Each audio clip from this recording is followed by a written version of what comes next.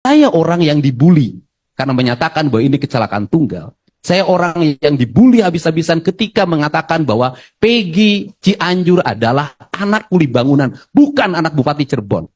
Tetapi bagi saya, kebenaran materi dan kebenaran formil serta kebenaran hakiki bukan mengikuti arus media sosial. Tapi kita harus menghadirkan fakta-fakta yang masuk logika masyarakat. Dan tugas kita sebagai tokoh masyarakat adalah mendidik publik agar ngerti masalah dan proporsi yang sebenarnya dan tidak masuk pada emosional, sensasional, mistis. Yang terakhir dari saya, saudara saksi, Kang Haji Dedi Mulyadi. Apa harapan saudara saksi melihat makin terbukanya peristiwa ini dengan PK 6 terpidana dan terakhir dengan PK pemohon Sudirman? Harapannya adalah mereka dibebaskan. Kenapa? Di situ ada kesesatan berpikir. Selain alat bukti yang tadi dikatakan batu dan bambu yang itu sesat dan menyesatkan pikiran kita sebagai manusia sehat. Yang kedua juga, menurut saya tidak bisa membedakan mana mandau, mana samurai. Dalam pengakuan saudara Ucil, yang dia bawa itu, yang disita itu adalah mandau. Di keterangan pengadilan itu samurai. Padahal kita tahu mandau itu senjatanya orang Kalimantan dan samurai senjatanya orang Jepang. Kan kita meletakkan mandau dan samurai saja sudah salah, pada itu benda yang kasat mata. Apalagi kebenaran yang esensial yang ada di balik ini semua. Yang kedua, coba kita menggunakan logika. Logikanya adalah bahwa saudara Vina diruda paksa di kebun singkong atau di situ kebun kacang dalam keadaan gerimis dan bekas hujan. Pertanyaannya adalah, pernahkah ada banyunya kotor? Adakah tanah yang dibawa? Kan tidak ada. Dari situ logikanya sudah tidak masuk akal. Demi keadilan dan kemanusiaan atas nama warga Jawa Barat dan warga Indonesia yang punya kesadaran pikiran, saya minta mereka dibebaskan. Itulah yang kami sampaikan, itulah yang kami perjuangkan.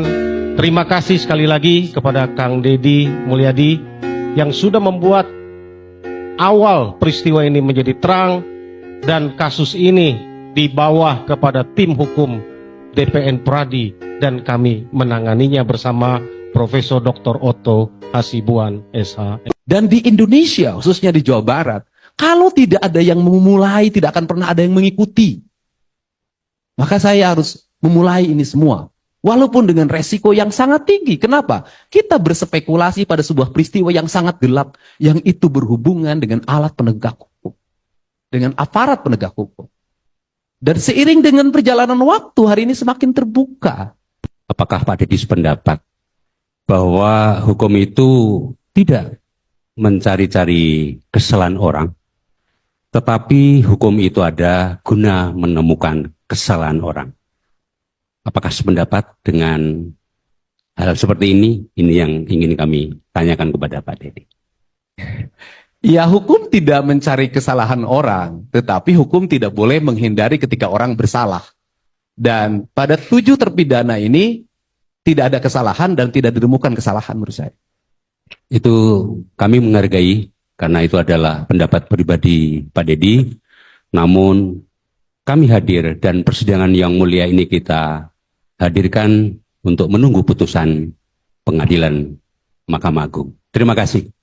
Pak Dedi, ahli, saksi, ada yang mau disampaikan lagi, Pak? Ya, saya menyampaikan permohonan maaf bagi jajaran JPU, hakim, dan pengacara, dan Sudirman, saya minta maaf. Semoga ini adalah peristiwa yang terakhir dalam kehidupan Indonesia. Dan semoga mereka bebas. Terima kasih. Dengan demikian, kalau Bapak tidak akan ada lagi yang mau disampaikan, sudah selesai pemeriksaannya sebagai saksi. Terima kasih atas kehadirannya dan memberikan. Yang mulia, izin ada tanggapan dari dari pemohon. Pak Sudirman, ada yang mau ditanggapi enggak dari keterangan Pak Dedi ini? Ada. Pelan-pelan, pelan-pelan.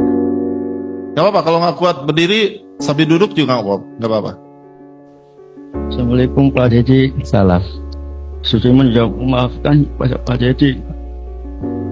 Sebelumnya Pak Dedi itu nggak bersalah sama Jerman. Cuma Jermannya aja yang suruh sama polisi mau-mauan. Pelan-pelan Sudirman.